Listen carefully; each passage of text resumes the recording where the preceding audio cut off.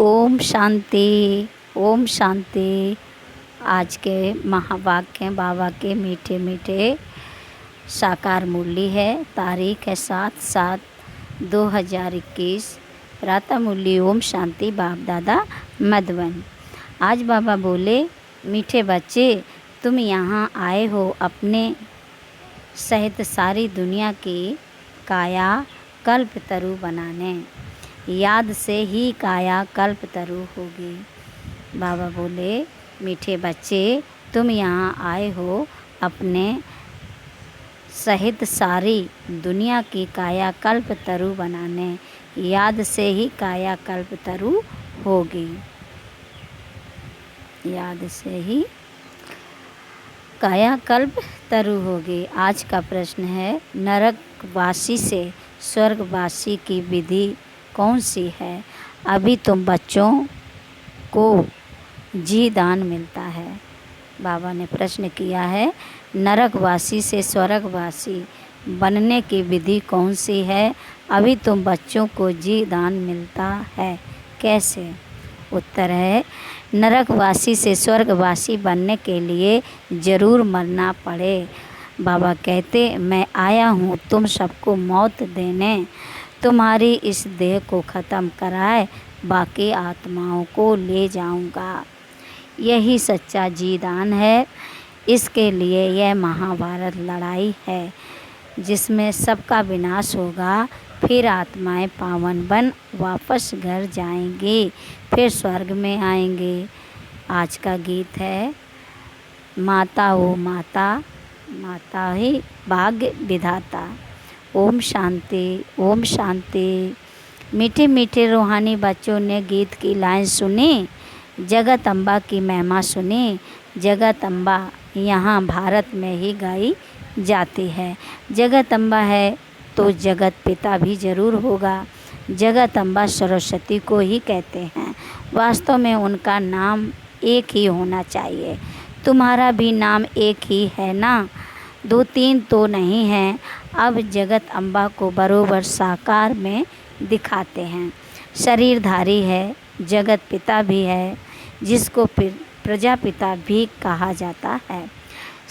जैसे सारे जगत की अम्बा है, वैसे सारे जगत का पिता है। ज़रूर दोनों ही यहाँ होंगे। दोनों का नाम भी सुनाया।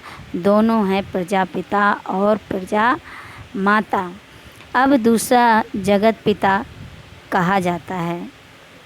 अब दूसरा जगत पिता कहा जाता है निराकार शिव बाबा को, जो कि सबके पिता हैं। उनका नाम ही है परम पिता परम आत्मा शिव। सिर्फ ईश्वर व परमात्मा नहीं कहना है, उनका नाम रूप भी है ना।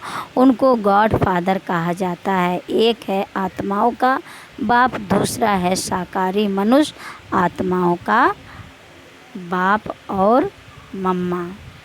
शिव है आत्माओं का पिता। आत्मा कहती है वह हमारा बाप है। फिर आत्मा को यह साकार शरीर मिलता है तो कहते हैं ब्रह्मा बाबा, तो 2 बाप हो गए। ब्रह्मा बाबा तो 2 बाप हो गए। एक शिव बाबा, दूसरा प्रजापिता ब्रह्मा। शिव बाबा का बच्चा है ब्रह्मा। एक निराकार पिता, एक साकारी पिता। निराकार पिता को कहा जाता है पतित पावन। ब्रह्मा व सरस्वती को पतित पावन नहीं कहा जाता। पतित पावन तो एक है, यह 2 हो गए। सब पुकारते हैं पतित पावन आओ, तो 2 बाप हो गए। शिव बाबा है रचयिता, नई दुनिया रचते हैं तो पहले ब्रह्मा को ज़रूर रचना है।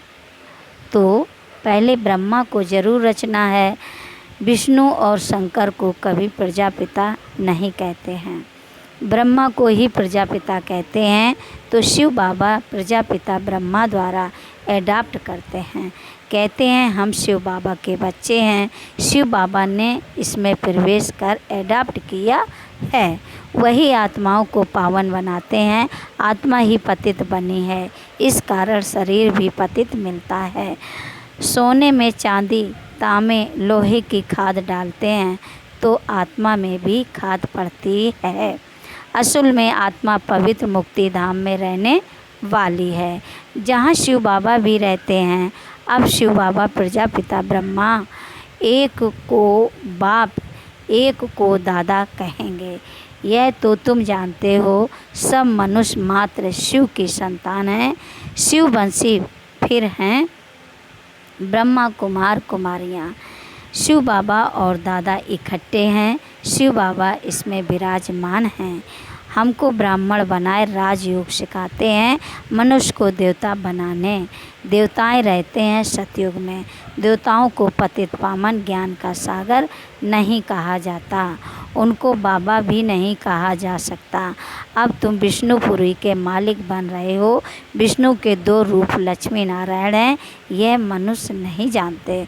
जो भक्ति करते हैं उनको 2 बाप जरूर हैं। सतयुग में एक बाप होता है। वहाँ ऐसे नहीं कहते कि हे परमपिता परमात्मा दुख हरता सुख करता आओ। वहाँ तो देवी देवताओं का राज था। वे कभी हे गॉड फादर लिबरेटर नहीं कहेंगे। वहाँ कोई पतित दुखी होते ही नहीं जो पतित पावन को बुलाएं। तुम जानते हो भारत में आज से 5000 वर्ष पहले देवी देवताओं का राज था। पीछे फिर 1250 वर्ष बाद होता है राम सीता का राज। बाप सिद्ध कर बताते हैं सतयुग त्रेता में तुमने 21 जन्म लिए। ब्राह्मण देवता क्षत्रिय वैश्य शूद्र बने। सब भारत में ही बनते हैं। बाप आकर पुरानी दुनिया को नया बनाते हैं, रिज्यूनेट करते हैं, कायाकल्प तरु बनाते हैं, अमर बनाते हैं। तुम बच्चों को बाप आकर अमरलोक का मालिक बनाते हैं। जब भारत अमरलोक था तब देवताओं का राज था। सीढ़ी उतरते उतरते मृत्युलोक के आकर मालिक बने हैं। कहते हैं ना हमारा भारत, तो प्रजा भी मालिक हुई ना। तुम भी कहेंगे हमारा भारत। हम भारत के मालिक थे परंतु नरकवासी। देवताएं कहेंगे हम स्वर्गवासी हैं। तुम भी स्वर्गवासी थे, फिर 84 जन्म भोग नरकवासी बने हो। यहाँ भारत में ही शिव बाबा जन्म लेते हैं। शिवरात्रि और शिव जयंती गाई जाती है। देखो गैस पर दूध रखो का। और शिव जयंती बाबा कहते हैं शिवरात्रि और शिव जयंती गाई जाती है। कृष्ण जयंती भी मनाते हैं। उनकी तो बेला भी बताते हैं। फलाने समय माता के गर्भ से जन्म हुआ। फलाने समय माता के गर्भ से जन्म हुआ। सतयुग में जन्म तो ज़रूर माता के गर्भ से लिया होगा। कृष्ण जयंती होती है सतयुग नई दुनिया में, फिर पुनर्जन्म में आने लगा। बाबा सिर्फ एक की बात नहीं करते। कृष्णपुरी शुभ विष्णुपुरी राजाएं उतरते हैं तो सारी डिनास्टी उतरती है। उसमें राजा रानी प्रजा सब आ जाते हैं। जब चंद्रवंशी का राज होता है तो सूर्यवंशी का राज पास्ट हो गया, ट्रांसफ़र होकर चंद्रवंशी को मिलता है, फिर वैश्यवंशियों को मिलता है। अब बाबा बोले अब तुम समझते हो हम ब्राह्मण कुल के हैं। चोटी के ऊपर है बाप। हम पहले ब्राह्मण थे, फिर शूद्र अथवा पैर बने।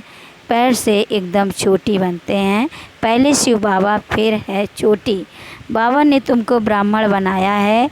अब तुम शिव बाबा को बाबा बाबा कहते हो। इस हिसाब से पोत्रे पोत्रियाँ हो गए। तुम जानते हो कि हम सब ब्रह्मा की संतान हैं। ब्राह्मण ब्राह्मणियाँ एक बाप के हम सब बच्चे हैं। भाई बहन कब क्रिमिनल एसाल्ट कर नहीं सकते। क्रिमिनल एसाल्ट कर नहीं सकते। कितने ढेर बच्चे सब कहते हैं बाबा, तो इतने सब झूठे थोड़ी ही हो सकते। सबका बाप तो वही निराकार शिव और साकार प्रजापिता ब्रह्मा है। बस एक बाप के बच्चे भाई बहन ठहरे, तुमको पवित्र जरूर बनना है। स्त्री पुरुष पवित्र कैसे बने, इसलिए यह युक्ति ड्रामा में नोंदी हुई है। यहाँ सिर्फ ब्रह्मा कुमार कुमारियाँ हैं, कोई शूद्र कुमार कुमारी है नहीं। वह है पति शूद्र तुच्छ बुद्धि, क्योंकि बाप को नहीं जानते हैं। कहते हैं वो गॉड फादर। अच्छा, उनका एक्यूपेशन पता है? नाम रूप देश काल बताओ, उनकी जीवन कहानी बताओ। अगर नहीं जानते हो तो नास्तिक ठहरे। रचयिता और रचना के आदि मध्य अंत को नहीं जानते। वह है ही पतित दुनिया, सतयुग पावन दुनिया। सतयुग पावन दुनिया, कलयुग को पतित दुनिया कहा जाता है। इस समय बिल्कुल तमो प्रधान हैं। इनको रौरव नरक कहा जाता है। इनकी भी स्टेजेस होती है। द्वापर से नरक बनना शुरू होता है, फिर वृद्धि को पाता है। भक्ति भी पहले सतो प्रधान अब विचारी थी, फिर सतो रजो तमो होती है। तुमने देखा होगा जहाँ 3 रास्ते मिलते हैं उसको टिबाटा कहते हैं। उस पर तेल आदि चढ़ाते हैं, माथा झुकाते हैं। अब कहाँ शिव बाबा की पूजा और कहाँ टिबाटे की। इसको कहा जाता है तमो प्रधान भक्ति। पानी की भी पूजा करते हैं, पतित पावनी गंगा बहुत गाते हैं। अब पतित पावन कौन? पानी की गंगा कैसे पतित पावनी हो सकती है? वह तो पानी है ना। पतित पावन तो बाप है। शिव जयंती भी भारत में होती है तो ज़रूर भारत में ही आता होगा।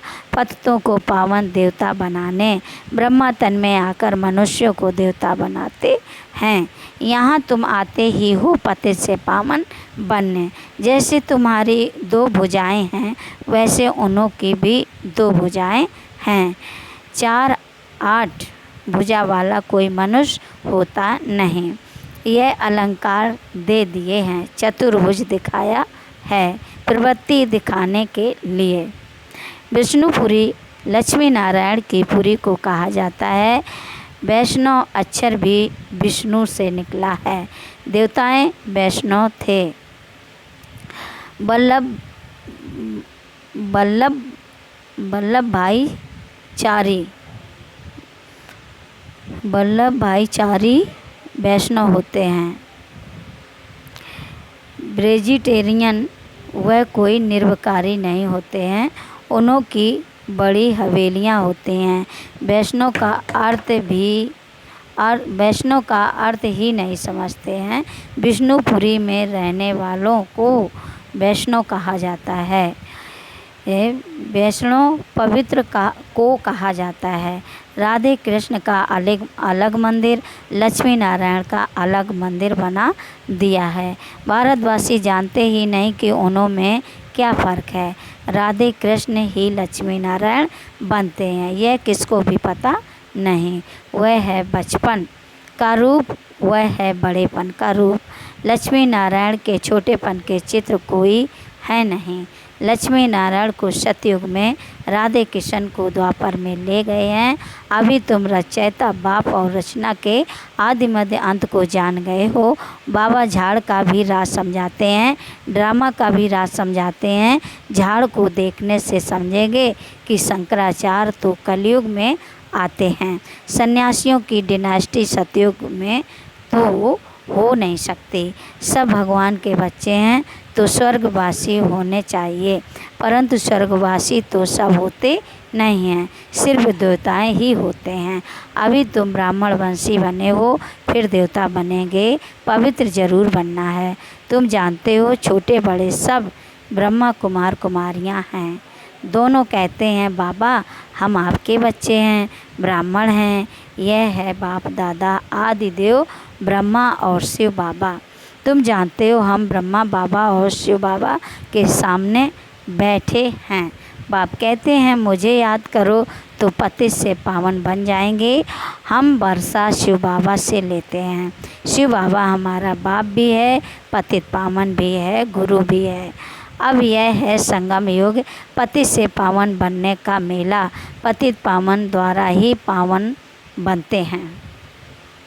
पतित पावन द्वारा ही पावन बनते हैं।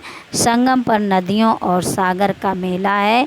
नदियों का मेला तो होता नहीं, अब ज्ञान सागर और तुम आत्माओं बच्चों का मेला लगता है। तुम आए हो ज्ञान सागर के पास, ज्ञान गंगाएं तुम ज्ञान सागर से निकली हुई हो। तुम ज्ञान स्नान कराए पावन बनाते हो, योग सिखाते हो, सागर का परिचय दे तुम यहाँ ले आए हो मेले पर। इस समय तुम जब ब्राह्मण बनते हो तो तुमको 3 बाप हैं, लौकिक पिता भी है और प्रजा पिता भी है, फिर शिव बाबा भी है। भक्ति मार्ग में 2 पिता होते हैं, सतयुग में 1 पिता होगा। यह समझने की बातें हैं। अभी तुम्हारी आत्मा कहती है मेरा तो एक शिव बाबा, दूसरा ना कोई। मित्र संबंधी आदि होते हुए भी कहते हैं मेरा तो एक शिव बाबा है, उनकी याद से ही पतित पावन बनना है। आत्मा जानती है वह हमारा बाप भी है, टीचर भी है, सतगुरु भी है। हमारी आत्मा को बाप लेने आए हैं, ब्रह्मा तन में प्रवेश कर पावन बनाते हैं। तुमको ले जाने के लिए बाप आए हैं। तुम सबको मौत देने आया हूँ। नरकवासी से स्वर्गवासी बनने के लिए ज़रूर मरना पड़े ना। तुम्हारी इस देह को ख़त्म कराए बाकी आत्माओं को ले जाऊंगा। बाप कहते हैं तुमको जी ही दान देता हूँ। यह महाभारत लड़ाई है ना, सबका विनाश होगा, नहीं तो कैसे ले जाऊंगा। आत्माओं को पवित्र बनाए घर ले जाता हूँ, वह तो शांति धाम है। सतयुग आएगा तो कलयुग ज़रूर विनाश होगा। इसके लिए महाभारत लड़ाई मशहूर है। लगती भी यह संगम पर है, जबकि तुम मनुष्य देवता बनते हो। अच्छा, मीठे मीठे शकील दे बच्चों के प्रति माता पिता बाप दादा को याद प्यार और गुड मॉर्निंग, बाप दादा का याद प्यार और गुड मॉर्निंग। रूहानी बाप की रूहानी बच्चों को नमस्ते नमस्ते, गुड मॉर्निंग बाप दादा, शुक्रिया बाबा, शुक्रिया। धारणा के लिए मुख्य सार पहली पॉइंट है ज्ञान सागर में ज्ञान स्नान कर स्वयं को पावन बनाना है। मित्र संबंधियों के साथ रहते बुद्धि में रहे मेरा तो एक शिव बाबा, दूसरा ना कोई। दूसरी पॉइंट है विष्णुपुरी में चलने के लिए पक्का वैष्णव अर्थात पवित्र बनना है। नरक से जीते जी मरकर बुद्धि योग स्वर्ग में लगाना है। आज का मधुर महावाक्य वरदान है, मधुर वरदान है। धर्म और कर्म दोनों का ठीक बैलेंस रखने वाले दिव्य व श्रेष्ठ बुद्धिमान भव। धर्म और कर्म दोनों का ठीक बैलेंस रखने वाले दिव्य व श्रेष्ठ बुद्धिमान भव। कर्म करते समय धर्म अर्थात धारणा भी संपूर्ण हो तो धर्म और कर्म दोनों का बैलेंस ठीक होने से प्रभाव बढ़ेगा। ऐसे नहीं जब कर्म समाप्त हो तब धारणा स्मृति में आए। बुद्धि में दोनों बातों का बैलेंस ठीक हो तब कहेंगे श्रेष्ठ व दिव्य बुद्धिमान, नहीं तो साधारण बुद्धि। कर्म भी साधारण, धारणाएं भी साधारण होती हैं, तो साधारणता में समानता नहीं लानी है, लेकिन श्रेष्ठता में समानता हो। जैसे कर्म श्रेष्ठ वैसे धारणा भी श्रेष्ठ हो। आज का स्लोगन है अपने मन बुद्धि को अनुभव की सीट पर सेट कर दो तो कभी अपसेट नहीं होंगे। अपने मन बुद्धि को अनुभव की सीट पर सेट कर दो तो कभी अपसेट नहीं होंगे। प्यारे ओम शांति। प्यारे भाइयों और बहनों, अगर ये वीडियो आपको पसंद आया हो तो लाइक करें, सब्सक्राइब करें, कमेंट करें, शेयर करें। अच्छा, ओम शांति।